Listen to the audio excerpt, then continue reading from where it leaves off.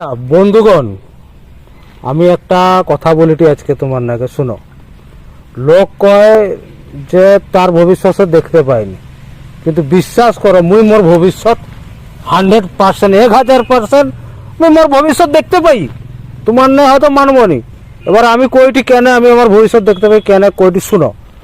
মুই ঘর বাড়িতে 1 ঘন্টা আগে রাস্তায় আসতে আসতে মুই এখন মদ দোকান দেখতে পাইছি, ঠিক আছে।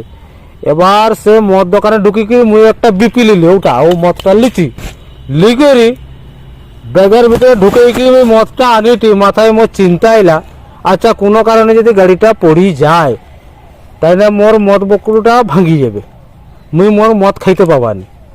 তো মুই কি করলি, মুই একটা জায়গায় দাঁড়াই গেলি রাস্তার সাইডে, দিকে পুরা বোতলটাকে খালি করে দিলে, একবারে পেটের ভিতরে ঢুকাই দিলি। ঢুকেই দিয়ে করি গাড়িয়ে উঠছি। এবার তো মানে বিশ্বাস করবো নি, মুই রাস্তায় আস্তে আস্তে 5 বার পড়ছি রাস্তায়, বুঝলো।